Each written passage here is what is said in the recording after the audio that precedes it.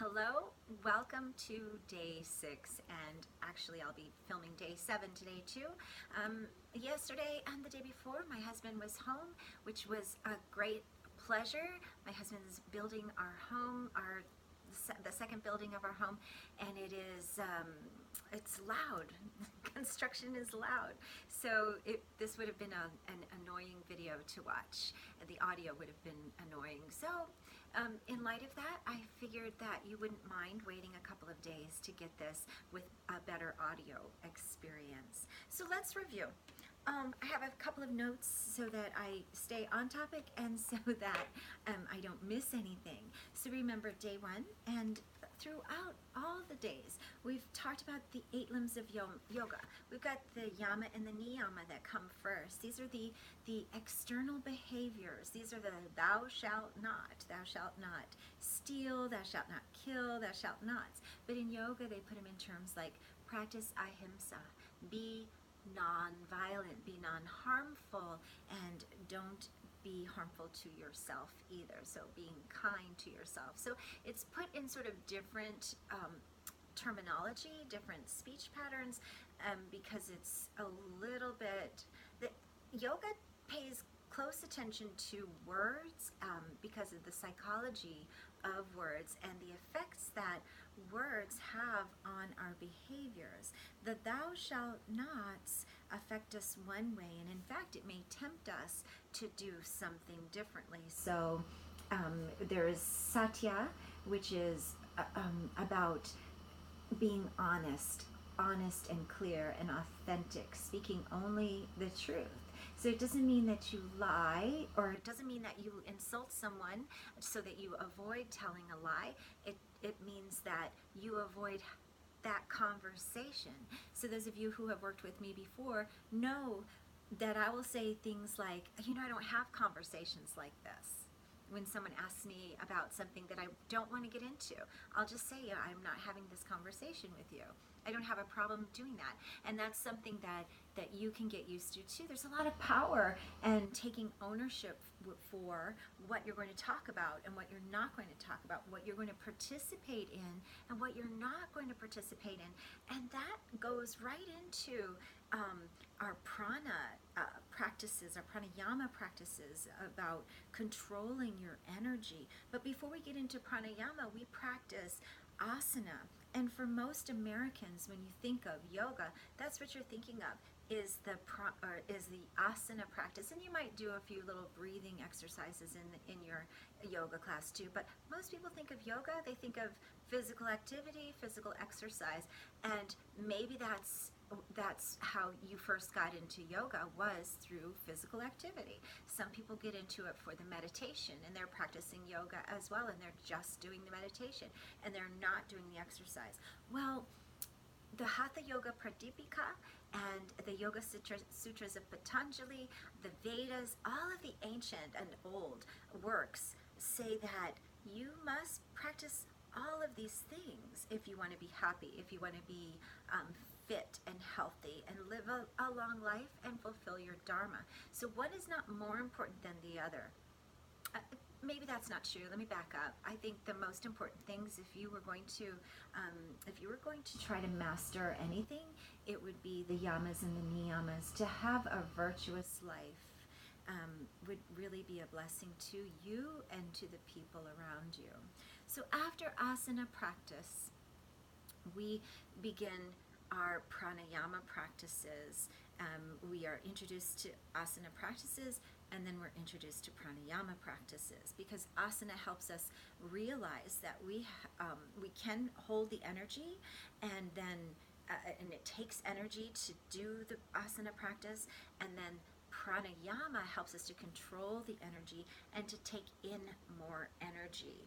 So let's go on to the other 4 just real quick again. So pratyahara is when you're withdrawing the senses, right? This is your sense of your sight, your hearing, your taste. So you're not chewing gum.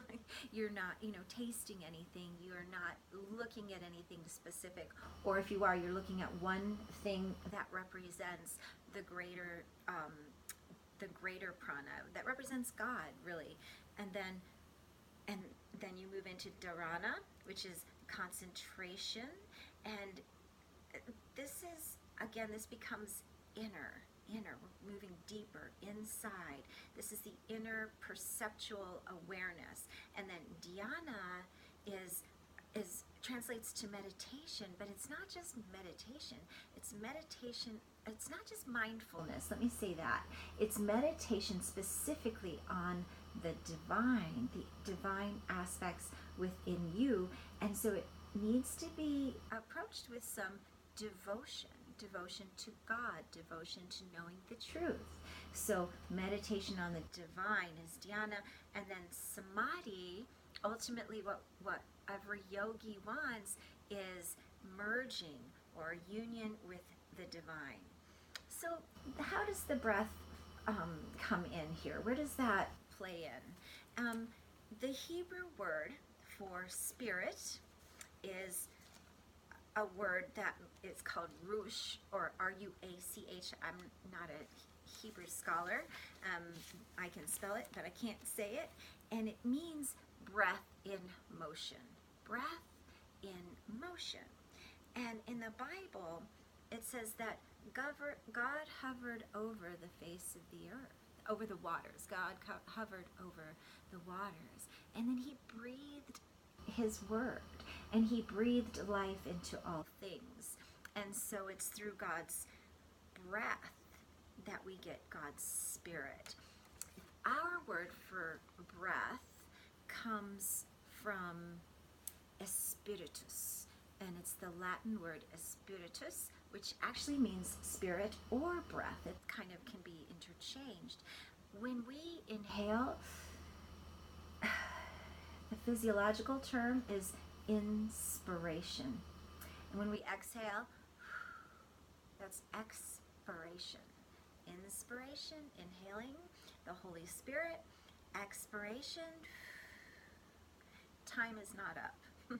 When your time is up, your time is up.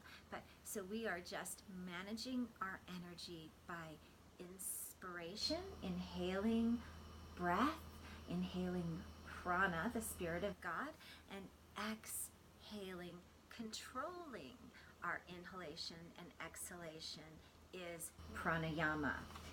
And I'm going to read to you from the Hatha Yoga Pradipika, where it talks about the importance of controlling the breath. For one who has gained control over the breath shall also gain control over the activities of the mind. For one who's gained control over the breath shall also gain control over the activities of the mind. That's the first part. The reverse is also true. For one whose mind is in control also controls the breath. The mind masters the senses, the breath masters the mind. And that's a translation, of course, from the Hatha Yoga Pradipika. For one who's gained control over the breath shall also gain control over the activities of the mind. We can't practice meditation without breath control. We can't really even practice asana practice without breath control. We can't practice the virtues of just being a virtuous person without breath control. Getting control of our breath helps us to control ourselves. And that's ultimately what every yogi wants, is self-control, so that we can really understand and merge with the divine truth of all that is. So I'm going to end this now, and I'll do a separate video with today's breathing practice. That way it's a short video that can start loading now.